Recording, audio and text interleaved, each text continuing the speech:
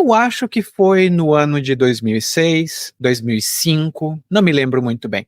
Mas uma amiga de minha mãe vivia na Alemanha e ela veio visitar a gente lá no Ceará. Nessa visita, ela trouxe outra amiga dela, uma amiga alemã, de nome Petra, e Dona Petra não falava nada de português. Acho que ela falava alemão, provavelmente, e também inglês, provavelmente. Eu não falava alemão na época, não falava nada. A minha mãe e a Dona Petra ficaram conversando. E aí você se pergunta, como assim?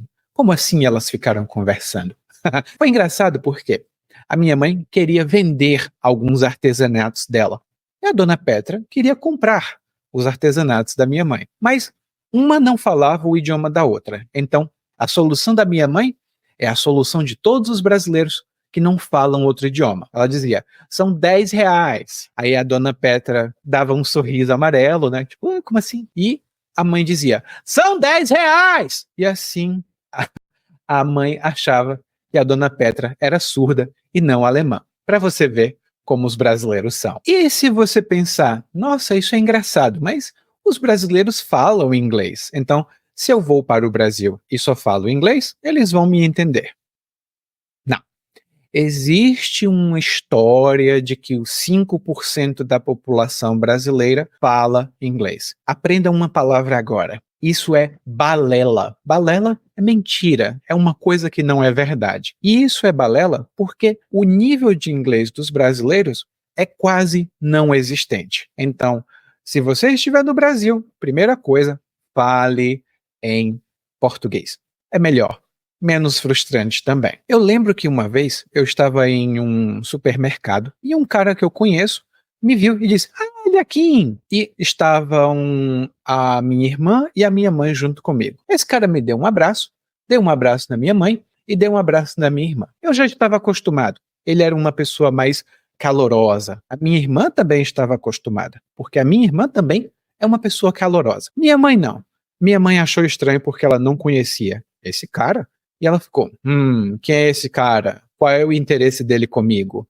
Porque ele deu um abraço da minha mãe. E uma dica que eu dou para você, se você estiver no Brasil e for cumprimentar alguém, faça o que você tem, fica confortável, né? Se você está confortável com um aperto de mão, ofereça a mão para um aperto. Mas saiba que muitos brasileiros gostam muito de um abraço e de um beijinho na bochecha. Aí você pode se perguntar, tá, mas quanto tempo deve demorar o abraço e como deve ser o beijinho na bochecha? O abraço é o abraço que a gente diz que é para tirar a poeira. Você faz assim e foi. Isso é o abraço. E quando é o beijinho, depende da pessoa que você conhece. Geralmente um beijinho só assim, desse jeito, ou dois, de um de cada lado. Algumas pessoas exageram e dão 3 beijinhos, mas aí também já é demais, né, gente? Vamos limitar esse negócio aí, por favor. Se você perguntar, tá, mas todo mundo dá abraço e beijinho? Não. Geralmente, entre homens, a gente só dá um abraço tira poeira bem rápido. Entre homens e mulheres, pode ser o abraço tira poeira ou beijinho rápido. E isso em situações informais. No seu trabalho, por favor, não vá oferecer tipo dar um beijo no chefe, né? A gente não quer esse tipo de conflito na sua vida. Uma terceira coisa que a gente tem aqui é que às vezes a gente chega em uma cidade e quer comprar alguma coisa com o nosso cartão de crédito. Não, ninguém aceita cartão de crédito. Por isso, uma dica que eu dou para você é: tenha sempre dinheiro vivo com você. Não muito dinheiro vivo, mas tenha umas notas de 10, umas notas de 20, talvez algumas de 50. Evite notas de valor muito alto. As notas de valor alto são difíceis de trocar. Se você oferece uma nota de R$ 100 para comprar um produto que custa R$ 1, ninguém vai ter troco para você. E você não vai conseguir comprar o que você quer. Hoje em dia também a gente usa muito o Pix. Se você tem CPF do Brasil, o CPF é o nosso documento de identificação social, né? Se você tiver o CPF, aí você pode fazer Pix também. Mas isso é conversa para outro dia. Agora não. Se você for a um restaurante, uma dica que eu dou é: dê a gorjeta. Se o serviço foi bom, dê a gorjeta. Se o serviço foi ruim, dê a gorjeta também. Isso é bom porque ninguém vai cuspir na sua comida e você vai ter um serviço, aliás, vai ter paz no coração de que sua comida estava limpa.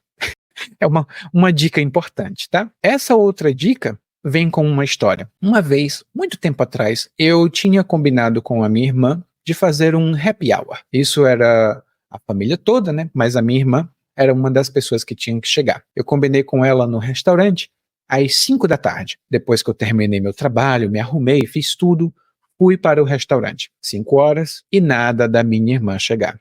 5h30 e nada da minha irmã chegar. Bom, eu esperava. Meia hora de atraso, o que são 30 minutos, né? 6h30 e nada da minha irmã chegar. Quando deu 6h30, eu peguei um drink. Minha irmã chegou 7h30. Eu estava com fome e bêbado. Não recomendo sair com a minha irmã. Ela é muito atrasada. Mas isso é uma coisa que os brasileiros sempre vão fazer. Não é todo mundo e não é todo contexto. Se é para o trabalho, em geral, os brasileiros chegam na hora. Mas se é para uma situação social, 15 minutos, 20 minutos de atraso são bem regulares. E uma dica que eu dou para você. Se um brasileiro, você telefona para um brasileiro, né? E diz, onde você está? Estamos esperando você. E o brasileiro disser, eu estou chegando. Isto significa, eu ainda não me arrumei, estou saindo de casa agora. Bom, então, não se preocupe.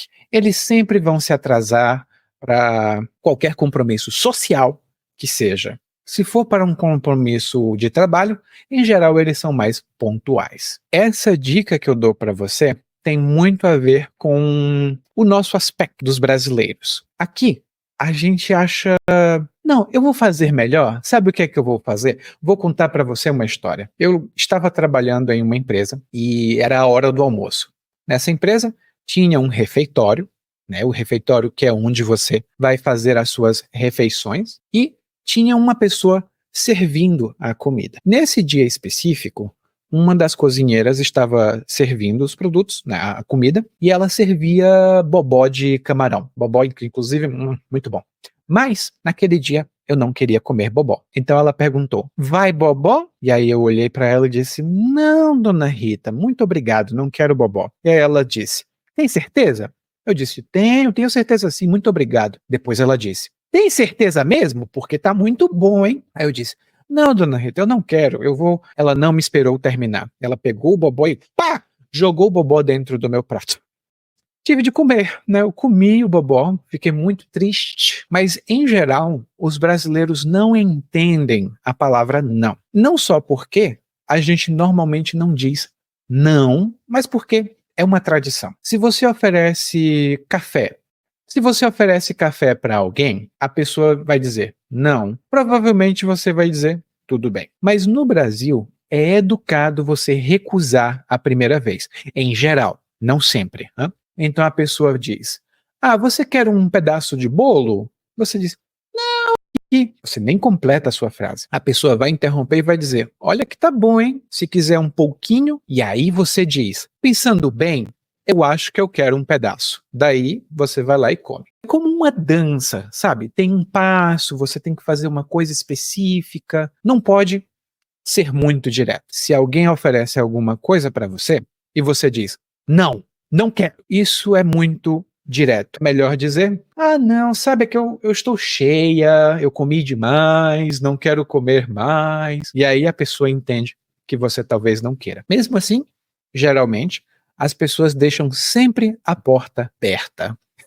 Ou seja, se você quiser alguma coisa que alguém ofereceu, é só pedir de novo que a pessoa vai dar. Em geral, essa é uma dica de segurança também, tá? Imagine que você está na praia, né? Você chegou aqui na praia no Brasil, aqui na Barra, em Salvador. Você está andando na rua e de repente alguém telefona para você. Você tem um iPhone da última geração, o modelo mais caro, aquele que custa quase o valor de um carro popular aqui no Brasil. Então você pega o seu iPhone e bota aqui no ouvido. Quando o seu iPhone está aqui, é muito fácil passar alguém correndo e pegar o iPhone da sua mão e sair correndo. Se você deixa alguma coisa exposta, na rua, especialmente em áreas com muito movimento, a gente diz que você está dando sopa com essa coisa. Então, se você tem sua carteira no seu bolso de trás e a carteira é volumosa, todo mundo consegue ver, a sua carteira está dando sopa. Então alguém pode dizer,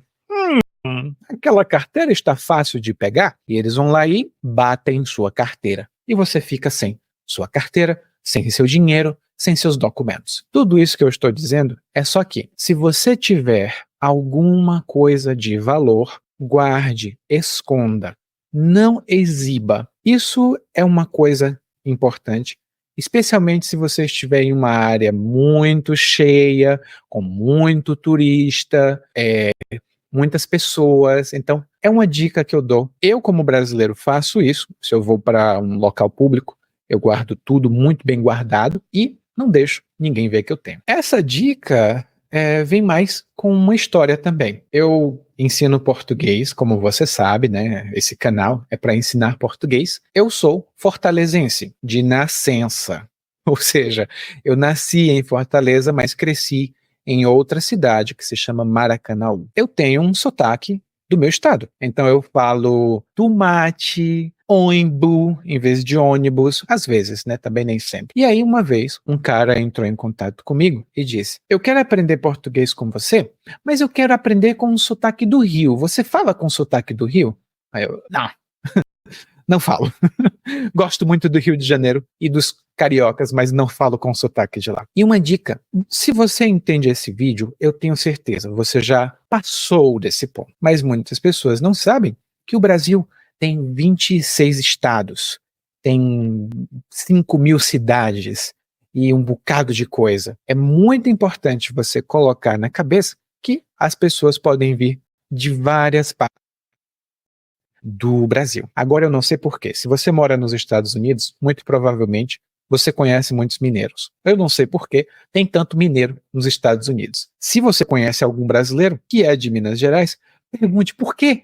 Por que tantos deles vão para os Estados Unidos? Agora vem a nossa próxima dica. E essa dica é muito importante se você gosta de andar de carro. No Brasil, isso não é verdade o que eu vou dizer, tá? Não é verdade.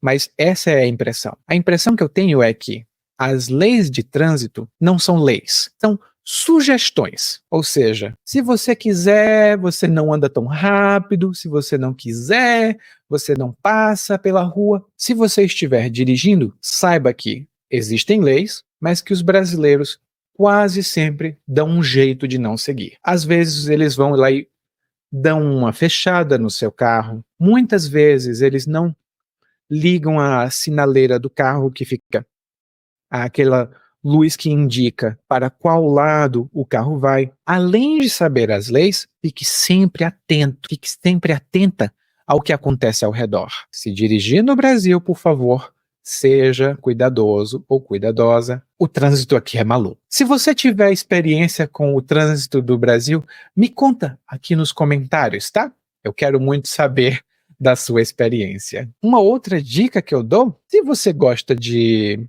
ir para parques, se você gosta de ir para a praia, vá para esses lugares. Mas saiba que em cidades grandes, muito da vida social acontece dentro de shopping. Aqui em Salvador, nós temos grandes shoppings como Salvador Shopping, Shopping Iguatemi, antigo Iguatemi, que agora é Shopping da Bahia, tem o Shopping Paralela, tem o Shopping Lapa, tem vários shoppings. E muitas pessoas vão para os shoppings o dia quase todo, ou para trabalhar, ou para passear, ou, como a gente fala no Brasil, para bater perna. E isso significa andar por aí sem ter nenhum tipo de objetivo. Apenas bater perna. Eu costumava bater perna no shopping, especialmente porque o shopping tem muitas coisas, né? Tem lanchonete, tem lojas, tem cinema e tem ar-condicionado, que é o mais importante para a gente, pelo menos aqui nessas bandas do Nordeste. Ah, e anote aí, nessas bandas significa nessas regiões, nessas áreas. É uma expressão muito boa para você guardar. Uma dica de ouro que eu dou para você, e essa vai ser a minha penúltima dica, todo mundo aqui fofoca. Tem gente que diz, ai, eu não gosto de fofoca, mas sempre tem alguma coisa. É só você escutar duas pessoas brigando na rua. No momento que duas pessoas começam a brigar, todo mundo para, guarda suas coisas e vai, olhar o que é que está acontecendo. Isso não é uma coisa exclusiva do Brasil, mas se você perceber que os brasileiros, em geral, são curiosos, é porque a gente gosta de uma fofoquinha.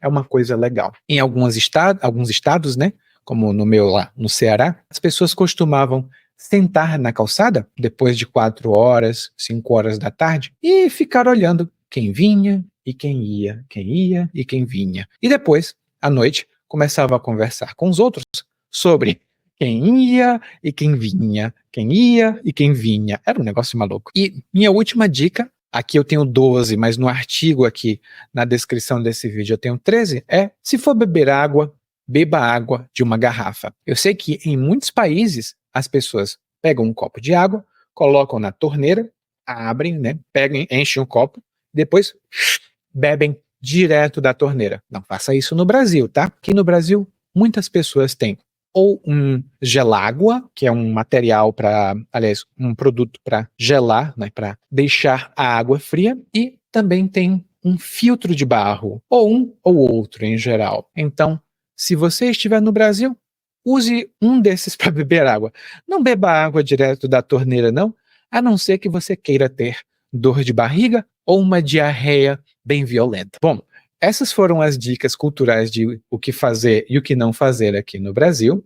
Se você tiver experiência com alguma delas aqui, ou alguma dessas dicas, né? Ou então, se você quiser dar outra dica, dê a sua dica aqui embaixo em português. E esse vídeo tem um artigo em português com todo o vocabulário relevante. Então, recomendo você fazer o download desse vocabulário e assistir enquanto você lê o vocabulário. Assim, você vai aprender muito mais. A gente se vê logo logo.